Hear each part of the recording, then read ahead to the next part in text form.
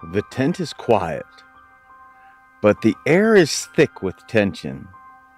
An aging father, his eyes dim with blindness, calls for his son to bless him before death. A mother listens from behind the tent flap, her ear racing. A plan begins to form, a plan not born of faith, but of fear. In that single day, deception enters the covenant line. The younger son takes the blessing meant for the elder.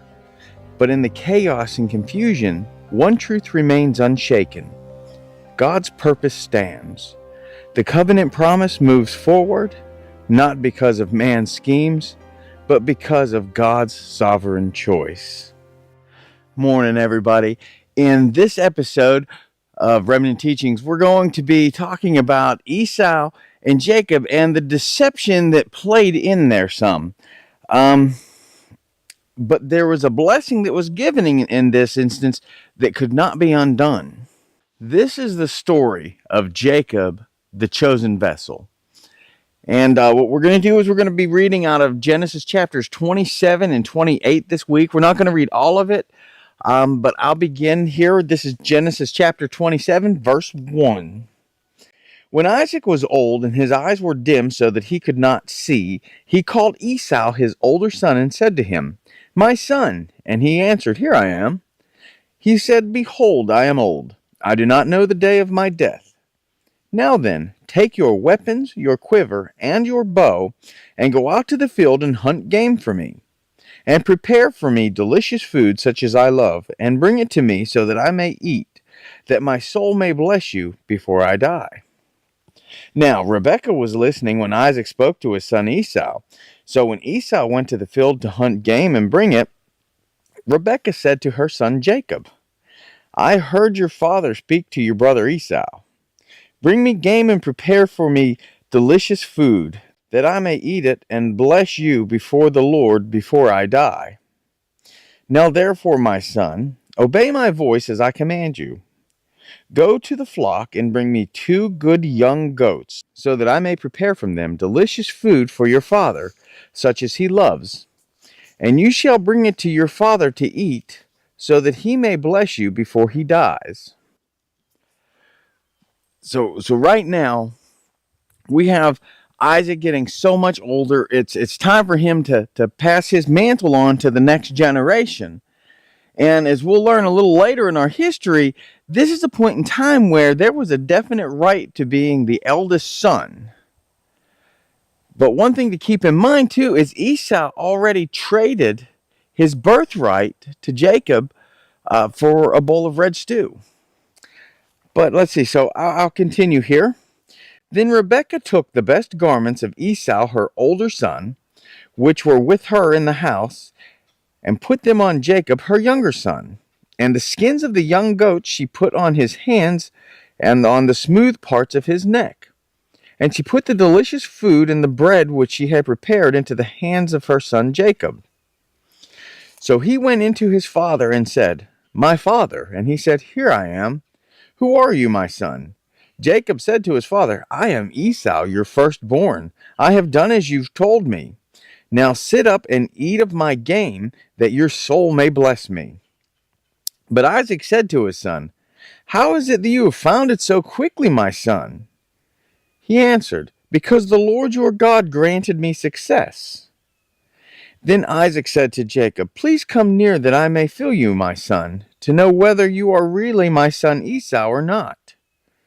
So Jacob went near to Isaac his father, who felt him, and said, "The voice is Jacob's voice, but the hands are the hands of Esau."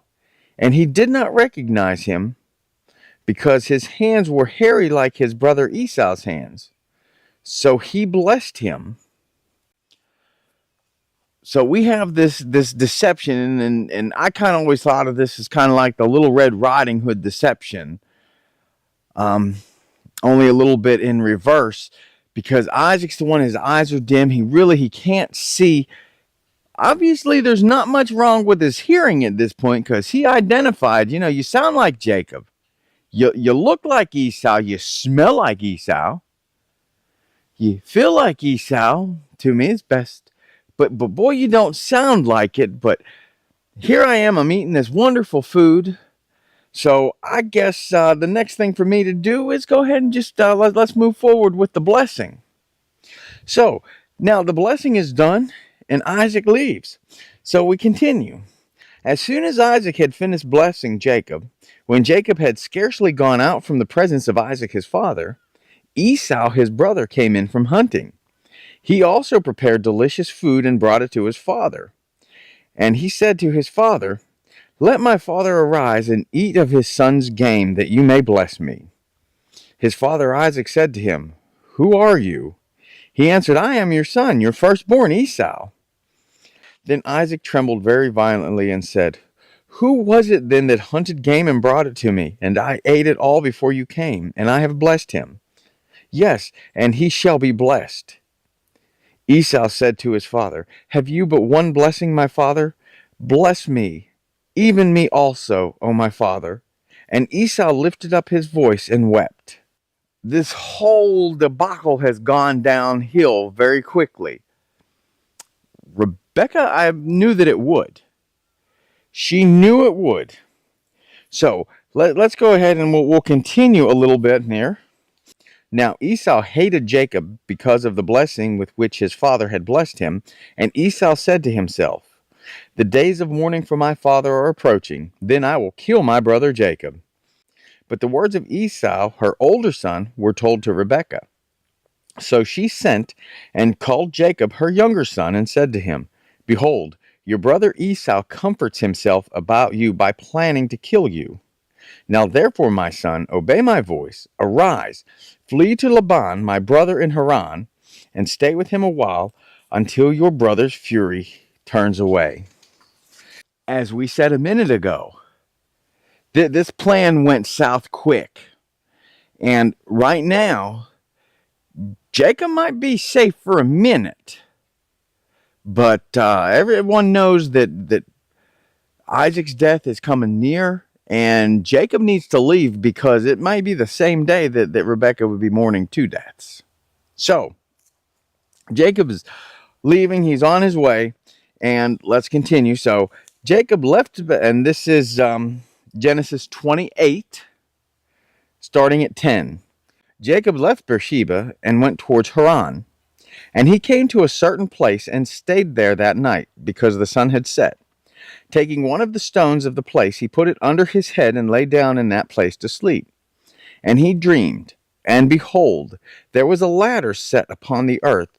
At the top of it reached to heaven, and behold, the angels of God were ascending and descending on it. And behold, the Lord stood above it and said, "I am the Lord, the God of Abraham your father, and the God of Isaac. The land on which you lie I will give to you and to your offspring. Your offspring shall be like dust of the earth, and you shall spread abroad to the west and to the east and to the north and to the south. And in you and your offspring shall all the families of the earth be blessed. Behold, I am with you and will keep you wherever you go, and will bring you back to this land. For I will not leave you until I have done what I have promised."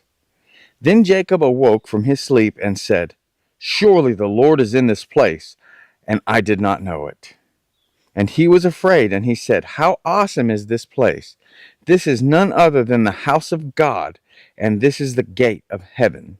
So early in the morning, Jacob took the stone that he had put under his head and set it up for a pillar and poured oil on top of it.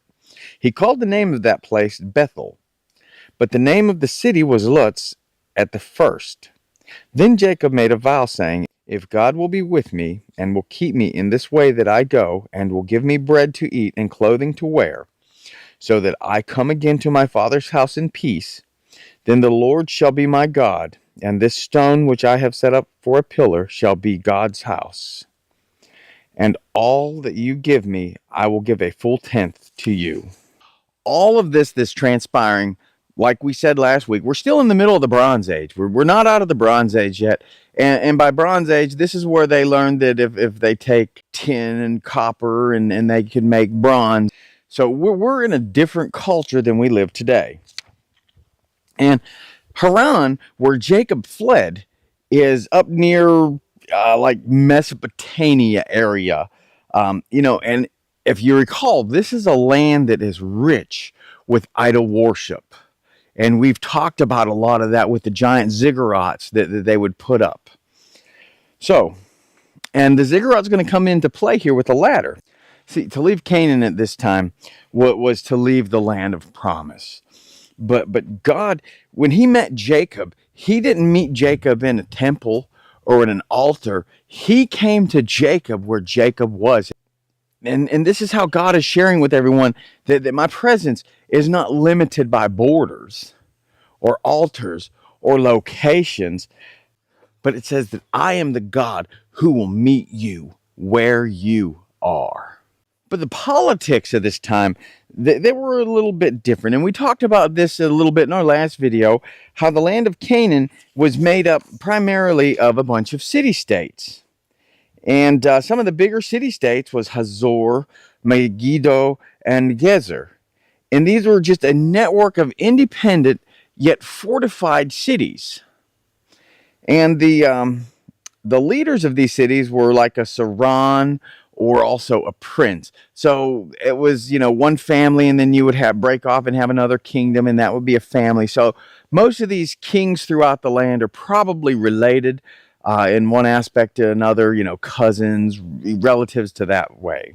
But most of the culture in this time can be tied to the Amorites. They were the leading edge culture of the time. This can also be attributed to it's the first dynasty of Babylon. But during this time, the Amorites, they were very Semitic. But you see, and there were some Semitic kingdoms that developed. And, these kingdoms were, they were around different areas, but all part and centralized in the Amorite culture. And the patriarchs like Abraham, Isaac, Jacob, they definitely sat as oddballs in the middle of all of this, what at the time they would have called cultured society. See, and the Egyptians had what was known as the Middle Kingdom, is kind of how this was set up for them. And this was also an important time for them because they were in the land of Canaan establishing trade routes, and sometimes they would go up there and make a little bit of war just to kind of throw their might around. And then, later in the middle of the Bronze Age, the people from Levant would identify with the Canaanite and the Amorite origins, and that's what established the Hyksos dynasty in the Nile Delta, and that ruled Egypt for quite a bit of time. So we kind of understand a little bit more on the culture that Jacob was living in. But let's get into some of the social facts of this time. The big one is the irrevocable spoken blessing. This was not just a Hebrew thing at the time, and this was, we're before Hebrew still, but this was not just that time. The entire region treated covenant wording or promissory wording, like this, passing it on from the oldest to the youngest. If you spoke a blessing out loud and there was at least another person to hear it, then that was the law. It's the same as a will today. Paper just takes away a little bit of the he said, she said. But this was binding and it was irrevocable. It's why Esau had such a hard time that Isaac couldn't say, well, you know what, I'm just going to take it back and I'm going to give it to you. That just could not be done. That's why Isaac's heart sunk, because he knew he had been fooled, but he only had the one blessing to give. This is like a primogeniture society where the oldest son is the one that gets everything. And when Esau sold his birthright, now this wasn't uncommon. Selling your birthright was something that you could do, but remember, when you're the oldest, you get the double portion. When you're the lead, so our example before was if there was $100 and 3 children, one child would get 50%, the oldest, and 2 children would get 25% because they would split what was left. And this was a fact that when Isaac actually gave this blessing to Jacob, he passed his spirituality.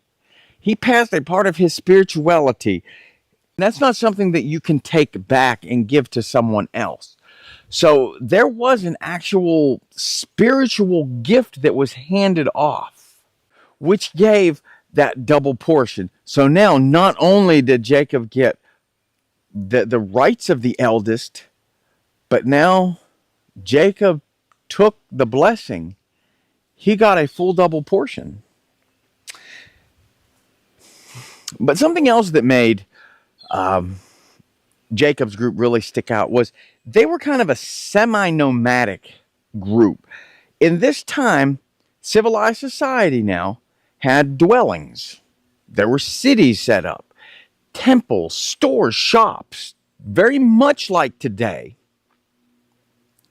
And then on the outskirts, you had nomadic peoples.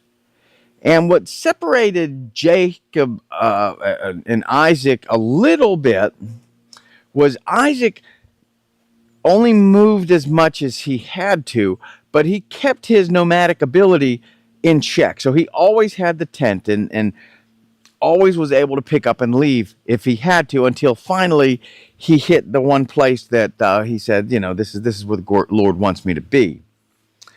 But when Esau took a wife of the local people, that kind of brought a lot of shame to the family, not because of anything other than now she is brought into the fold of our family's potential wealth, our family's legacy. And in this time, what people would do to protect their legacies was they would marry from within their family. So it would most likely be a cousin of, the further we get, they're getting away from first and second cousins. So it's probably going to be a cousin, but it'll be an older cousin, the child of maybe a second or third cousin, something like that. But you still want to marry in the family so that you keep everything in the family. And that's truly where that phrase comes from. So the fact that they wanted to make sure that Jacob got a wife from the same house that Rebekah came from, coincidentally, the same house that Sarah came from.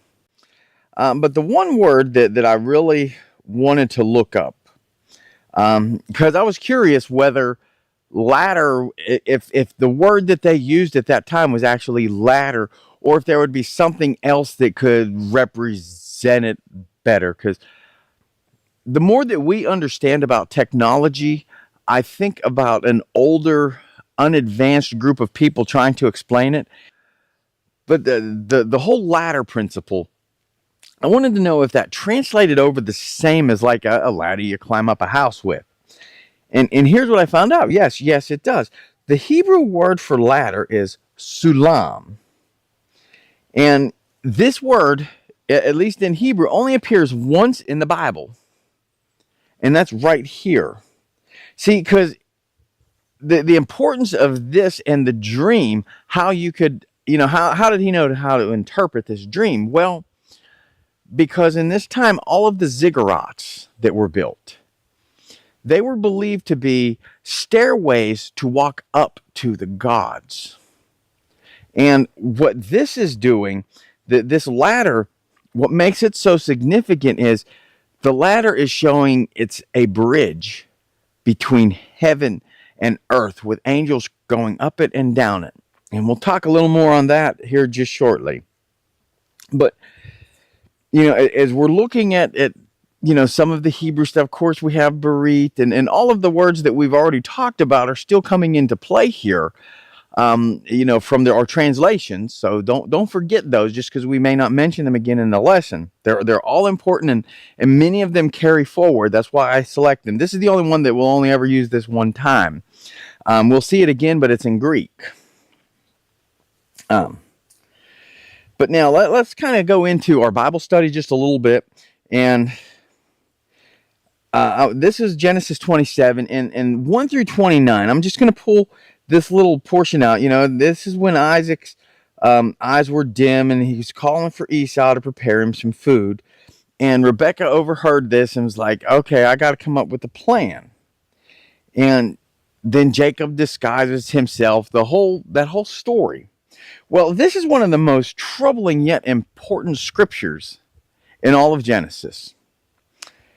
And this is a moment where we learn that deception in the shadows was about to be exposed as sacred.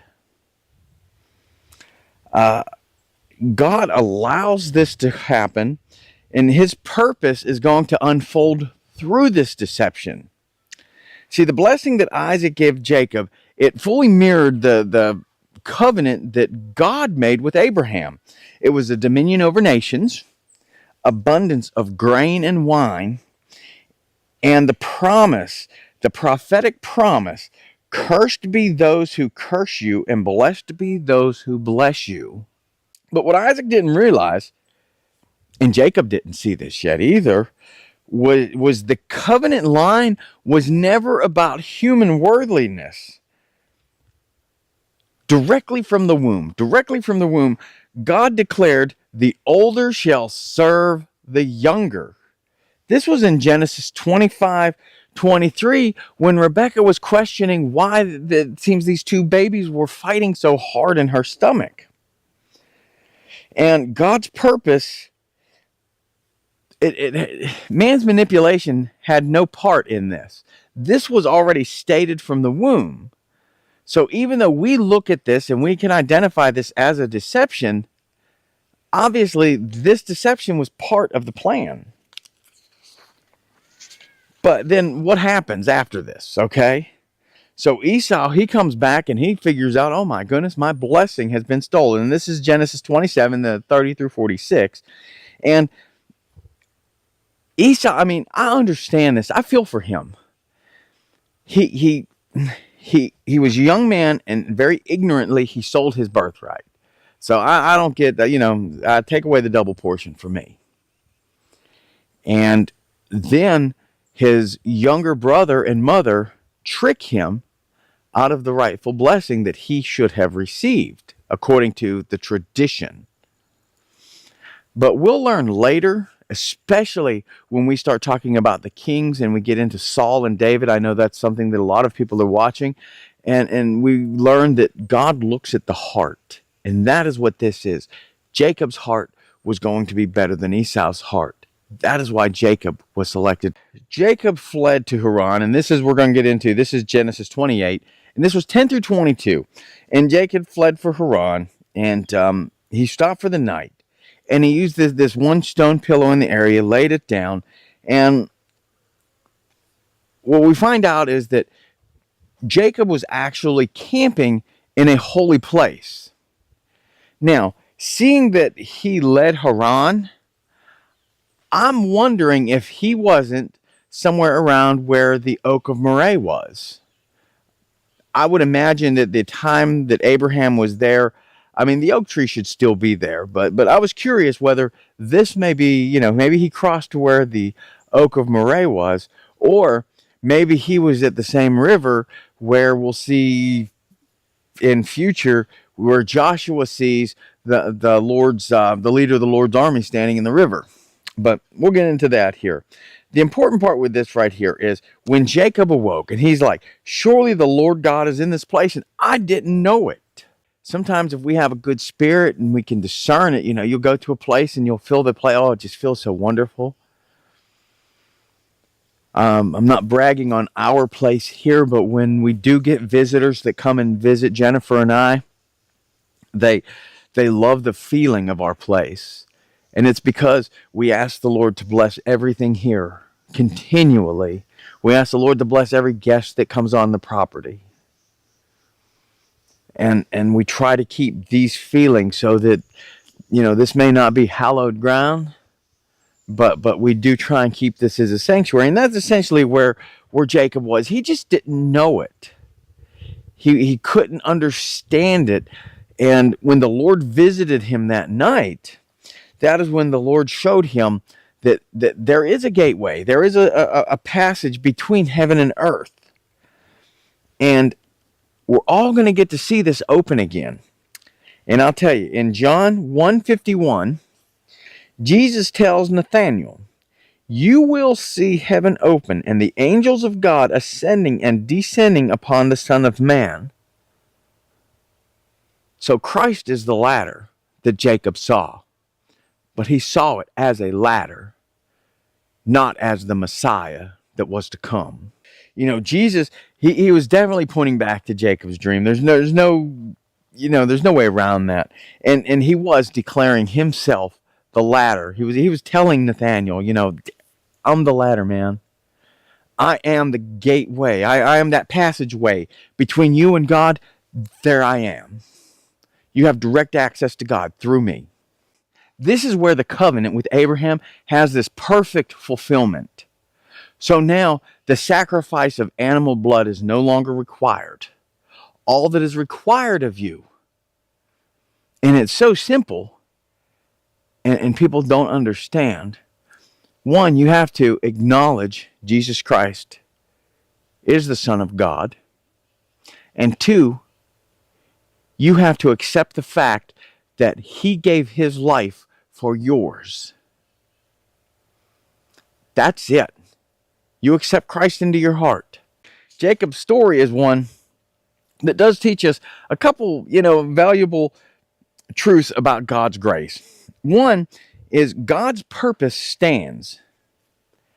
Even when human motives are flawed, when we try to set things in motion that should not be set in motion, it makes no difference to God's plans, and that's what he's telling us. God also tells us that he will meet us in our exile. He visited Jacob wherever he wanted to. See, that goes to what we're always saying when it comes to God. God visits you on your terms. But when God's telling you, with Abraham, God says, you're going to meet me on the mountain. You're going to come up here. So I've got to go and meet God on his terms now. But if God's coming to visit me, I honestly believe that if the Lord Jesus Christ was coming to visit us here today, he would probably have a blue or white shirt, a pair of suspenders, and probably some jeans or cotton pants.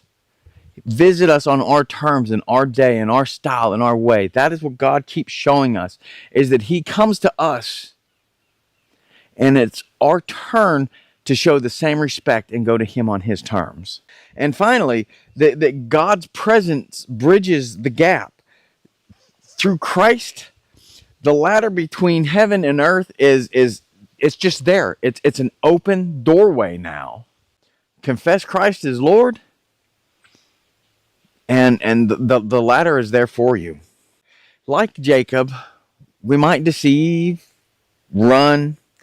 See, and God's plan still finds a way to transform us. God's plan finds a way to call us his own.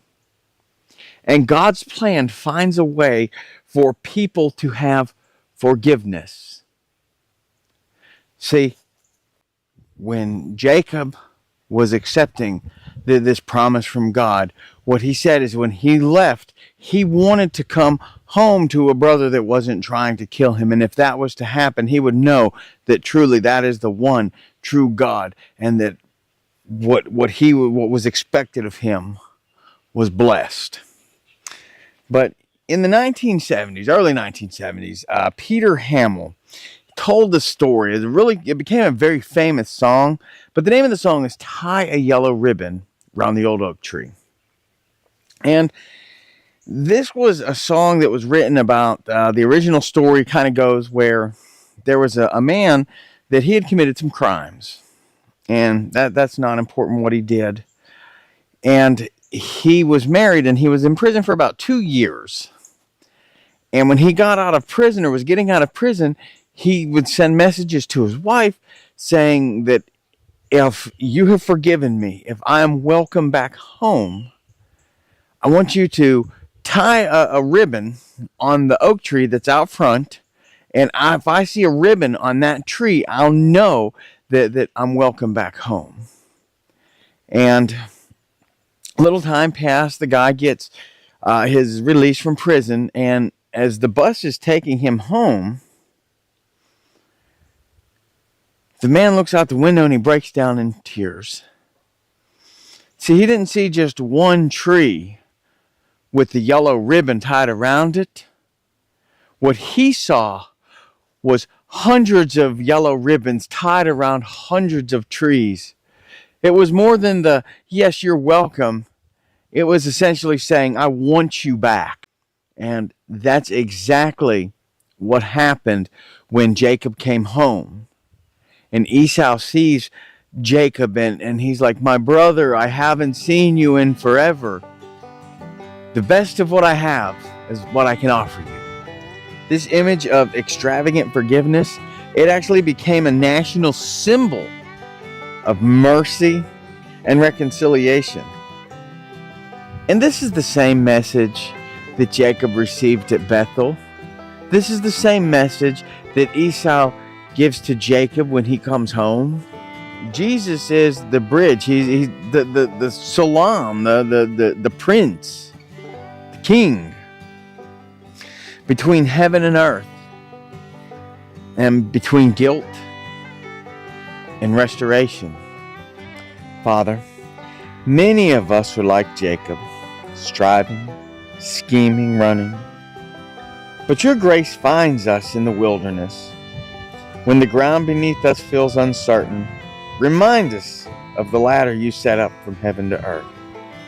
Jesus Christ, our bridge, our covenant, our connection to you.